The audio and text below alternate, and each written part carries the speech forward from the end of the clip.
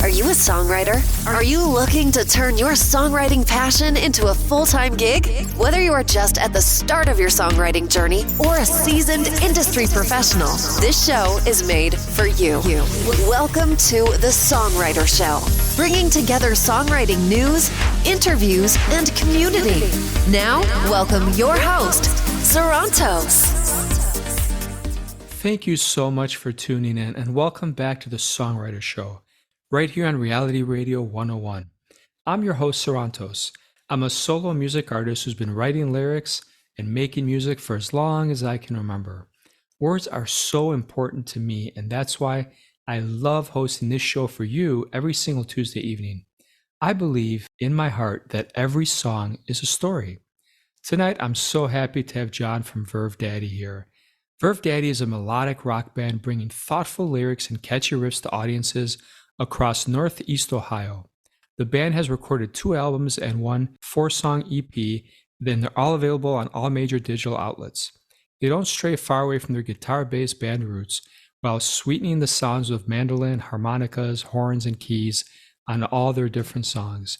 The best ways to enjoy them, of course, is to see them live. And now, welcome this week's special guest.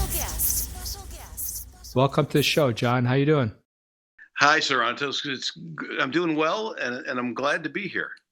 Well, we're glad to have you too, my friend. So you guys have kind of a cool story. I guess the first thing I'll ask you is, what's up with Ohio? It's a big state, isn't it? I drove across it a couple times. Very, very wide state, man. That's all I have to say about Ohio. It's a fun state. Well, it is a fun state, and it has a long, rich history of music. I'm in Northeast Ohio, which is where people like Chrissie Hynde and the Pretenders. Chrissie came from Akron, Ohio. Joe Walsh, Devo. In Cleveland, the Rock and Roll Hall of Fame is there. There's really, when we grew up on great FM radio, and they were breaking all kinds of bands in the late 70s and 80s.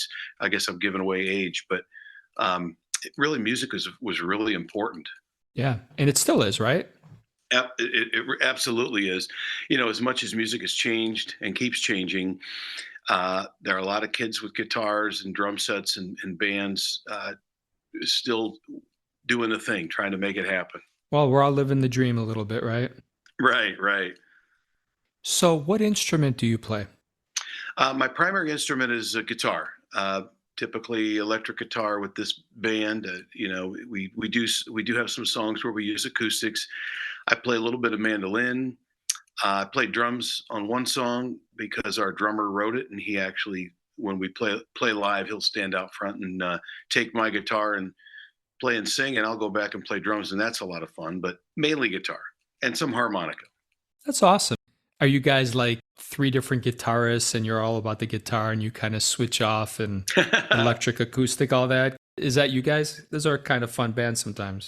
It's a lot of electric, but I have this one line in the song Dangerous Days. It says 6 guitars, a set of drums, harmonica, and a hurricane. And literally last time we played, I had to bring 6 guitars, and it's not about, showing off or anything like that with the instruments. It's just that when I get a guitar, I have to try to make it earn its keep, meaning it has to help me write a song. And when I've written songs and recorded it with that guitar to try to get that sound the same live, I need to bring it. So whether this, one song uses a Rickenbacker 12-string, one uses a Fender Telecaster Custom, but it has a humbucker, kind of like what Keith Richards used a lot. And so for the Stone stuff we cover and for a couple of the originals, got to bring that one. So I'm bringing them for the sake of the sound, but it's kind of a pain when you're playing at a bar or something. I always felt bad for people that had huge instruments like drums. I mean, hopefully they have a kit there, but if not, oh my God, I've seen people carry like just whatever you can imagine. I'm glad I'm not a drummer. Yeah, that's got to be the hardest, right? To set it all up and stuff. Oh, the cases, yes. And our drummer's particular, so if there's a kit there, he still wants to use his. So, but that's the life he's chosen. That's right. What was the first tune you ever learned? Oh, wow. I was in 7th grade. I got a guitar, and I learned on the E string how to play do do do do do do do do do do do do do do do do do do the Cars, Yeah, uh, that line from the Cars song, and I thought, wow, this is cool. absolutely. Okay, cool. And then Godzilla. Of course, yeah. Tell us about you guys as a band. Like, you guys kind of all do everything. Is one guy write the melody, one guy writes the drum groove, one guy's, how do you guys do your magic? It sort of depends. So we're open to the muse, however it comes. I tend to take something we'll be doing if we're working on a groove together. I record a lot of stuff. I'll just have a handheld there and capture it, and then later I'll sift through it and say, okay, there's something there, and then I'll put the skeleton together and usually write the lyrics. But on our first record, the keyboard player Clark Nagel, who's playing with us again now, he took a break, went to Vegas, came back, but he wrote 3 of those songs completely, and I just helped him realize them, helped him voice them, and he had a sense of humor. He still does, of course, but his songs are funnier than mine. Hillbilly Drama Queen, Big Lover Man, and Ain't Ready to Go. But anyway, it depends. But a lot of lyrics come from me, and then the drummer will say, "Why don't we throw a different chord in here?" Or why don't we sort of collaborate. What advice would you give to any beginners that are just getting started in a band? Wow. Go to school. No.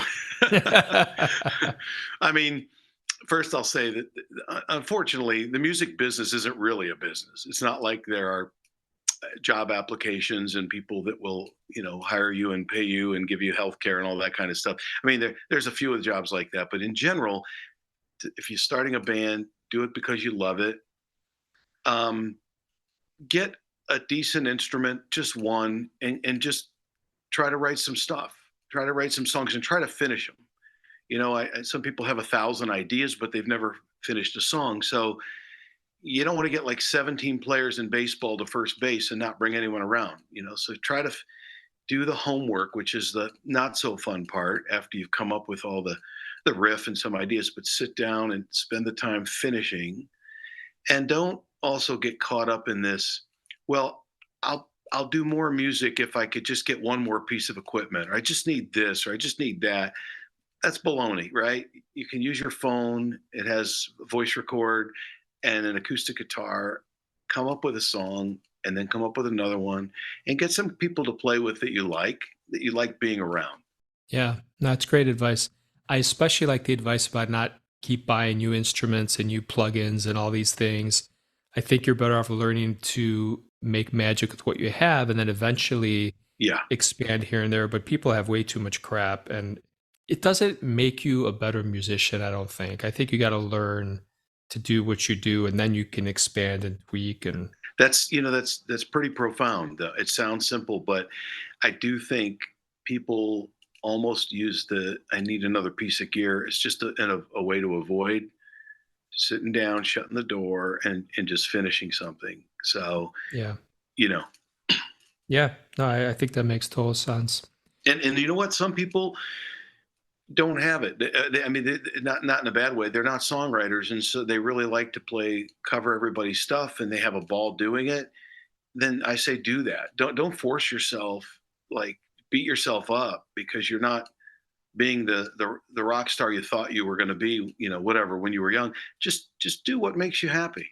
Yeah, and there's nothing wrong with that. I think when you play the hits, personally, it has taught me a lot about what melodies work. There's a reason they do some of the things that they do that then become a hit. Mm-hmm. On the flip side, there's nothing harder than making original shit that's good. Right. At the end of the day, I know a lot of people, and I'm sure you do too. It's easy to be a good singer and sing. The hardest part is not hitting the pitches and getting the nice rhythm. The hardest part is getting something that fits lyrically, melodically, prosody, and having it all be that's the hard part. Right. Yeah, right. I read a book a long time ago. I don't actually even remember the title, but this guy said it's all about the song. He's like, Louie is not, first of all, nobody knows what the lyrics are. Secondly, it's three chords and a cloud of dust. You don't need to be a virtuoso to play it, but it's a hit song. And there's, I'm dating myself. There's much more recent examples, but you've got virtuoso guitar players playing in every Holiday Inn in the country, playing their heart out, and amazing keyboard players and singers. But capturing a simple song that's, catchy and people want to hear it again, that's the mystery. That's what we're in search of. Yeah. How do you and your band figure out, you work on a ton of stuff. How do you figure out if something's going to make it to the light? It kind of tells us, so the first album we have out there is called Ain't My Street. I'll confess that one's really 20 years of bottled up. I got to get some of these songs down and had the right band, and we were able to get them down. And then Clark brought the three he brought. And so it's a little bit of a kaleidoscope, but I'm so glad we got them down, and they all do kind of go together. But they weren't written like that. I mean, some were written 20 years before, and I've been carrying them around. And there's just certain songs you write that you can't let them go, and that they really need to be finished. And then that's usually the ones. And if when you're with a band, having them agree is helpful, because if they really, you could tell if they're just not into playing that song when you go play out, or when you're working at rehearsal. This song will tell you it's just, it's not time yet, or it's not there. The other thing is, sometimes though, you can keep working a song because you just want it to be, but you keep working it, and it ends up, you record it, and you sit back a couple months later and you listen, and you're like, it's okay. Yeah. It's okay. I'm glad I got it down. I'm glad I printed it, if you will, digitally. Yeah. But it's not what I thought it was, Yeah, I think we've all been there. I just finished up a song yesterday that I was like, been working on for a while. It's called 4th of July, obviously for July. And I was like, oh, this sucks. This is so bad. And I kept working on it. And I got to the point, I'm like, man, it still sucks. I sent it to a couple people to get their feedback. They're like, dude, this is awesome. And to me, I have worked on that so much that I'm like, this is like such a crappy piece of shit thing. I should just get rid of it. So sometimes, when you I don't have a band, but when you don't have a label to tell you and do market research and say, hey, tweak this, tweak that, and you're almost flying blind a little bit. Right. Well, so you're right. So I don't know it's ridiculous. Like 5,000 songs a day are uploaded. I mean, because it's so do it yourself now, and there aren't labels, but it's so democratizing, which is wonderful, because, in the day, a lot of the people complained that they signed them and they're like, make songs that sound like these guys because that's what's selling. Yeah.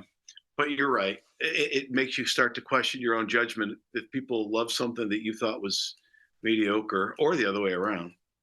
Or listen, sometimes you write like a really sad, depressing as shit song, and people are just not in the mood for it. And it could affect you, and you could literally cry every time you hear it, but it's just not for everybody. And it's just, that's part of the game.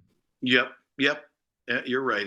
We're allowed to say shit, right? This is internet radio, huh?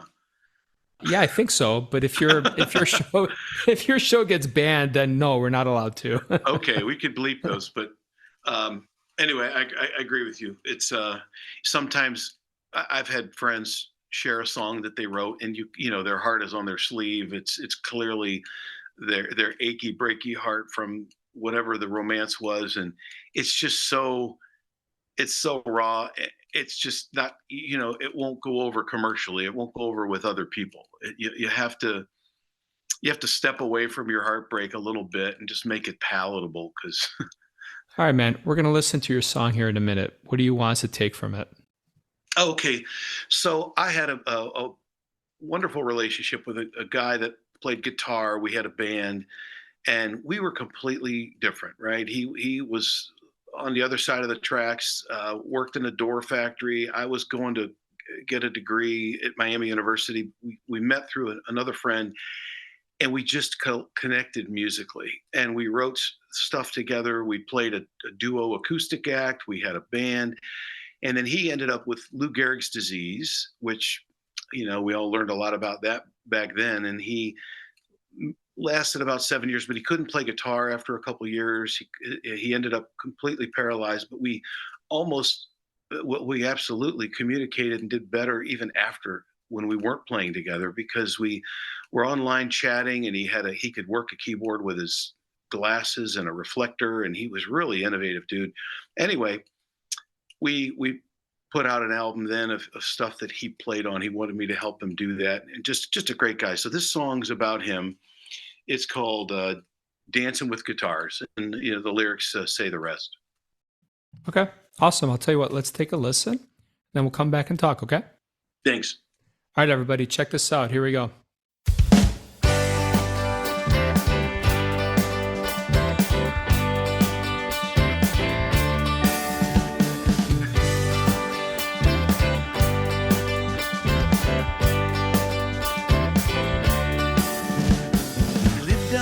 Tracks on the other side, hands just like his dad. You should have seen them slide on a cold and wet Ohio night. His new Miami guitar cut just like a knife.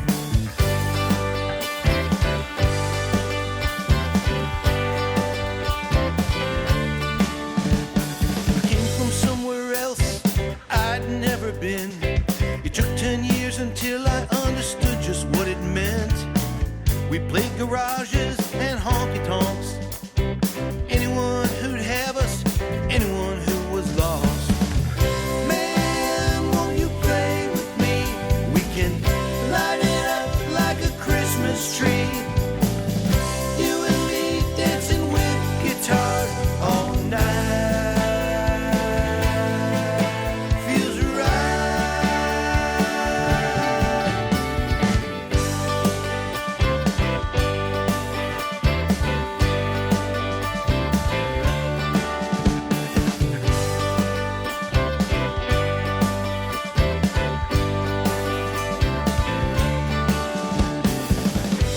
Together a band or two, played guitars all night, learned about life.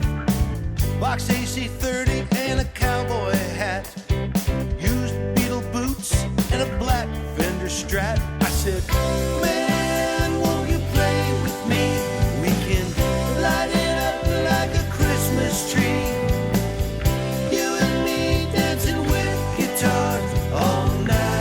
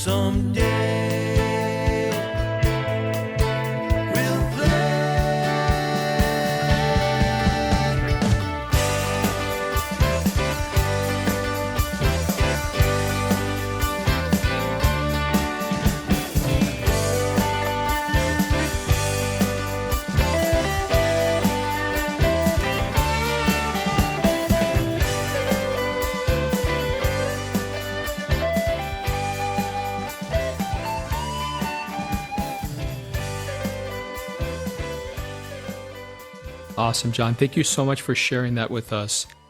Tell us what you have planned for the fans for this year that they should look forward to.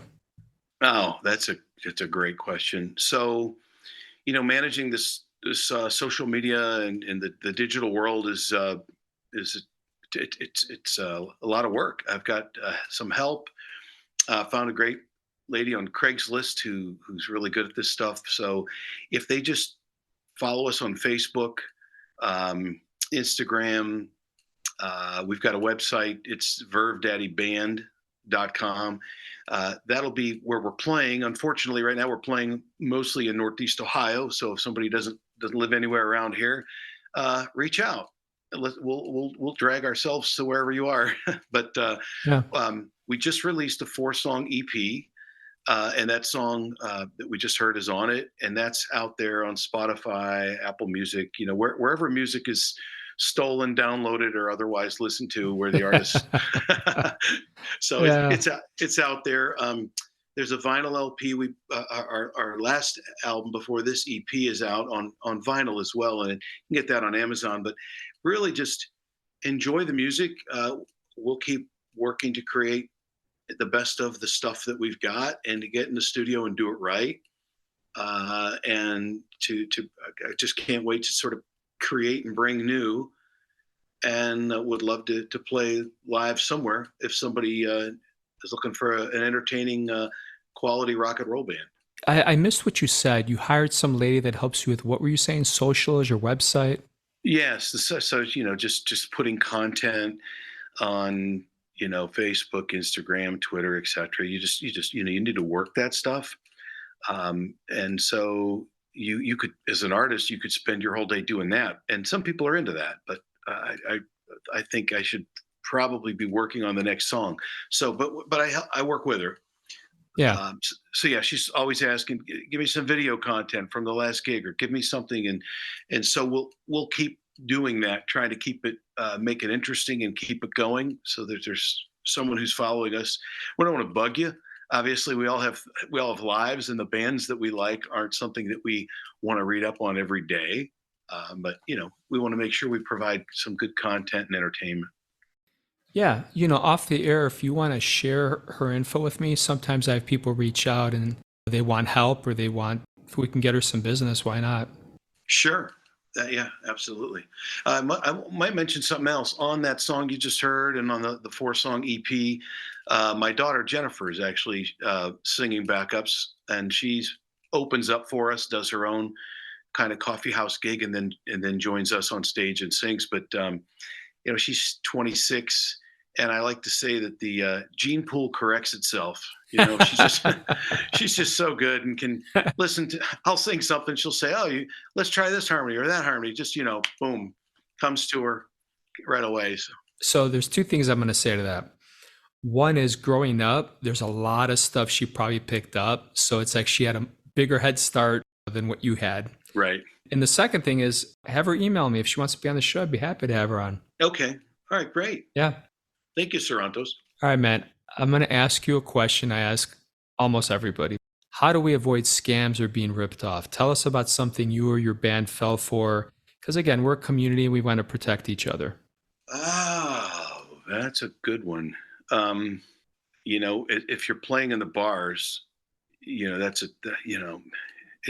tough. I'll tell you, because I have a regular day job and work in business with adults who have contracts and do what they say they're going to do, and so it's always interesting when you're calling on bar owners and they'll say, "Well, come back tomorrow," and you come back and they'll say, "Oh, he's not in," and you can see he's in the office. You can see the back of his head, and just the weirdness of booking gigs and that. But I would make absolutely sure that you and the bar owner agree on the amount. And if it's any one of these contingency things, well, if you bring this many people, we'll give you this much more, then you might want to have somebody, a friend or a sibling, at the door counting with you. Just watch your back. Most people in all fields, most people are good people and trying to do the right thing, but there's always jerks. And, try to get, these days it's tricky. People want to pay you with a check, and that's okay too. But then sometimes they have the band leader sign a 1099, and it gets a little weird. So try to get cash, try to agree, and lock down what you're going to get paid. Yeah, it is very difficult because you're trying to build your reputation, you're hoping it'll lead to something. And then there's this contingency of people out there that just think, who cares? You're creative. You should do this for free because you love to do it. Right. And which honestly we would do, but nobody wants to go to a dive bar and play for like two people that are drunk out of their minds. We do it, but at the end of the day, yeah, we all fantasize about playing at some big stadium to like 80,000 people, but I just wish there was a little more respect on both ends, because I don't want to see anybody get taken advantage of. And if you and your band are doing a gig for 100, 200, 500, 1,000 bucks, whatever it is, whether you have merch to sell, whether they're trying to screw you out of a couple $100, you're trying to make a living. Yeah. And it's just unfortunate that they think that they could do that to you too. It's sad. Yeah. I'll give you a positive though. Here's a tip for young bands that are trying to break in. I did this. I read in the paper, there was a new brewery being opened up in town, and it had a profile on the couple that, they were opening up this brewery and everything, and they were going to have a grand opening. And I thought, well, that's a lot of good press they're getting. So I went over there and knocked on the door, walked in, and they were, just met them, introduced myself. And I said, do you have a band for your grand opening? And they said, no, we don't. I said, I'll offer you, of course it helped that we had a couple albums out. We were legit, but I said, we'll play your grand opening for free to help you celebrate opening this new place. Yeah. And if we do well and bring people, then you'll hire us to play after that. Because he was putting a stage in, and he was intending for sure on having live music. Well, it worked out great. And we've now played their first and second year anniversary. And we get paid every time, and we bring a ton of people. But don't be afraid to give them a taste test, a free sample, but make it, contained. We'll play a Friday night or Saturday night for nothing. And then after that, when they see what you do, then you tell them this is our price if you want to hire us after that. Good advice. All right. Tell you what, it was awesome having you on the show tonight. I want to thank you so much for being on the show. You're welcome. It was a pleasure to be on the show. And I wish everyone who dreams of playing music that they get to live just some part of their dream. Awesome, man. So thank you to all the listeners out there for sharing a little bit of your very precious time with the two of us. We both hope your unique story gets heard around the world. My name is Sarantos. Please, please, please join me every single Tuesday evening right here on the Songwriter Show on Reality Radio 101 to hear other awesome artists sharing their fascinating behind-the-scenes stories. I love you all. Have a great night.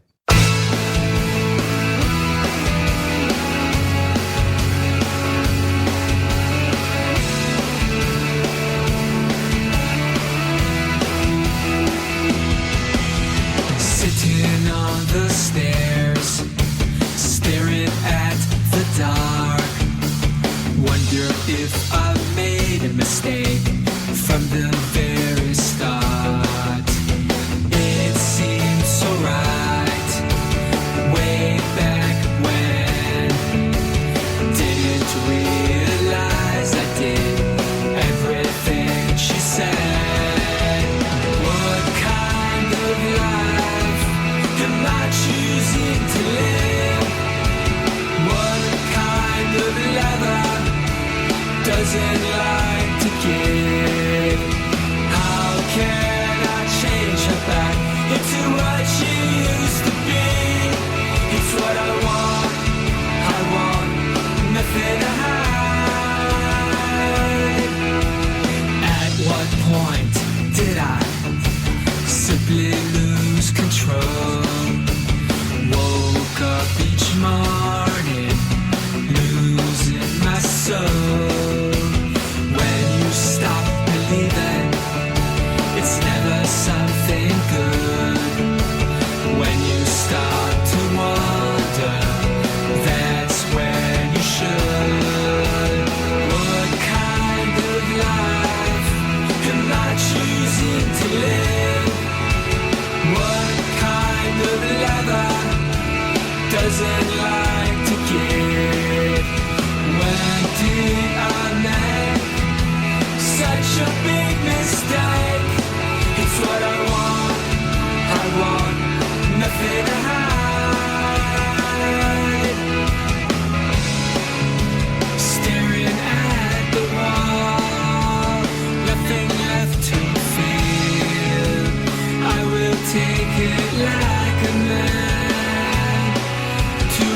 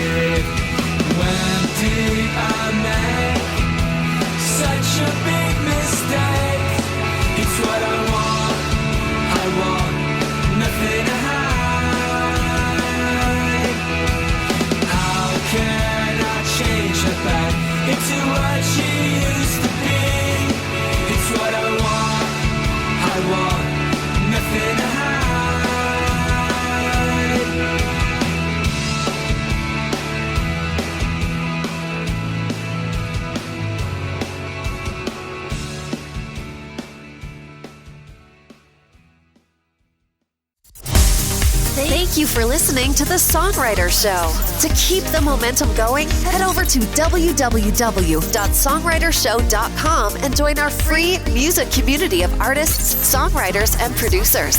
That's www.songwritershow.com.